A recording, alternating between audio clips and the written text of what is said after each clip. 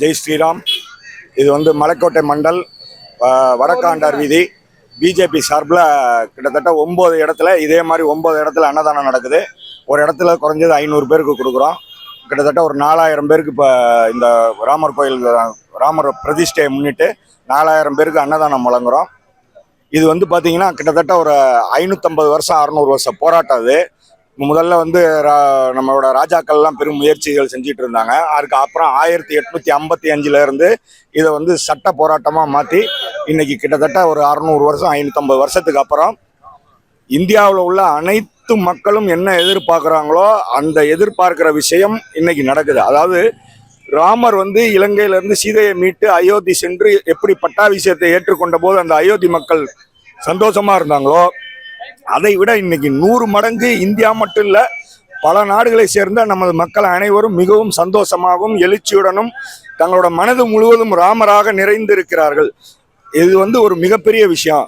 ஆனால் தமிழ்நாட்டில் வந்து இந்த வாழும் அரசாங்கம் இதை வந்து மக்கள்கிட்ட மறைக்கிறதுக்கும் மக்களை வந்து இதிலிருந்து திசை திருப்புறதுக்கும் ஏகப்பட்ட வேலைகளை செஞ்சிட்டு இருக்கு. வாய்மொழி உத்தரவா எந்த கோயில்லையும் இந்த விழா நடக்கக்கூடாது, இந்த விழாவை பற்றி யாரும் பேசக்கூடாதுங்கிற முடிவில் வந்து இந்த அரசாங்கம் செயல்படுது. மற்றும் இல்லாமல் நம்ம அங்கங்கே வந்து மக்களுக்கு வந்து திரை போட்டு காமிக்கிறதுக்கான ஏற்பாடுகள் நிறைய நடந்துச்சு. அதையெல்லாம் இந்த அரசாங்கம் அதெல்லாம் தடை செஞ்சு அதெல்லாம் அந்த கொட்டைகள்லாம் பிரித்து பல வழியில் நமக்கு வந்து அது வந்து இடையூறாக்கி மக்களை வந்து எந்த விதத்திலையும் கொண்டாட விடாமல் பார்த்துக்கிறதுக்கு எல்லா வழியும் பண்ணுது. இது வந்து நாங்கள் வந்து வன்மையாக கண்டிக்கிறோம். மற்றும் திராவிட முன்னேற்ற கழகத்தை சேர்ந்த தலைவர்களும் அதோட மற்றவர்களும் இதை வந்து பெரிய மக்கள்கிட்ட வந்து ஒரு தவறான தகவலை கொண்டு போகிறாங்க.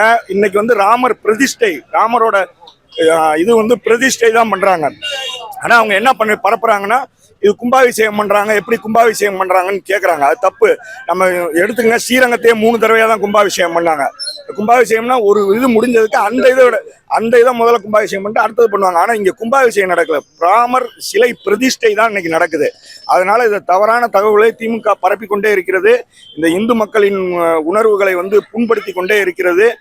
திமுகவை உண்மையாக கண்டிக்கிறோம். இந்து மக்கள் அனைவரும் எழுச்சியாகவும் நாட்டில் உள்ள அனைத்து மக்களும் எழுச்சியாகவும் இருக்கிறார்கள் என்று கூறி விடைபெறுகிறேன். ஜெய் ஸ்ரீராம்.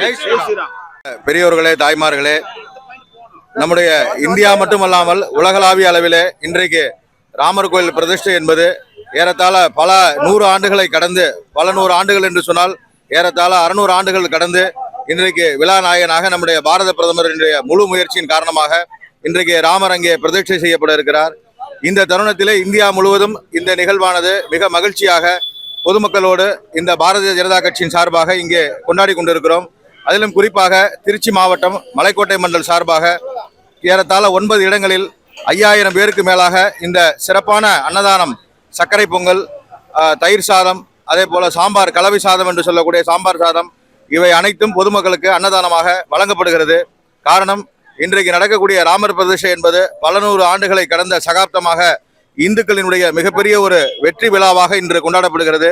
இந்தியா மட்டுமல்லாது உலகளாவிய அளவில் இருக்கக்கூடிய இந்துக்கள் அனைவரும் ஒற்றுமையாக ஓங்கி இன்றைக்கு இந்த குரலை ஜெய் ஸ்ரீராம், ஜெய் ஸ்ரீராம், ஜெய் ஸ்ரீராம் என்ற குரலை இன்றைக்கு நாடு முழுவதும் உலகமெங்கும் இங்கு இந்த ஜெய் ஸ்ரீராமுடைய குரலானது ஒலித்துக் கொண்டிருக்கிறது. இந்த வேளையிலே ஆளக்கூடிய திராவிட முன்னேற்ற கழக அரசானது பல்வேறு விதமான இடையூறுகளை இந்த நிகழ்வுக்கு ஏற்படுத்த வேண்டும் என்ற நோக்கத்தோடு வாய்மொழி உத்தரவாக காவல்துறையினரை ஏவி விட்டு இன்றைக்கு அடக்குமுறை பார்க்க செய்கிறது. சீப்பை நம்மளுடைய வழக்கத்தில் ஒரு பழமொழி உண்டு, சீப்பை ஒழித்து வைத்தால் திருமணம் நின்றுவிடும் என்று சொல்வார்கள். அப்படியெல்லாம் ஒன்றும் நடக்காது. இங்கே இந்துக்களினுடைய ஒற்றுமை ஓங்கிவிட்டது. தமிழகத்தில் வெகு விரைவாக இங்கே பாரதிய ஜனதா கட்சி மிகவும் ஆழமாக கால் ஊன போகிறது. அதற்கான அடித்தளமே இந்த கும்பாபிஷேகத்தினுடைய பட்டாபிஷேக விழா ராமர் இன்றைக்கு பூண்டுள்ளார். ஆகவே இந்துக்களினுடைய ஒற்றுமை ஓங்க வேண்டும். இந்துக்கள் அனைவரும் இனிமேலாவது இந்த திராவிட கழகங்களுடைய இந்த போலியான முகத்திரையை கிழித்திருந்த பிறகும் இனிமேலாவது அவர்கள் புரிந்து கொண்டு நடந்து கொள்ள வேண்டும்.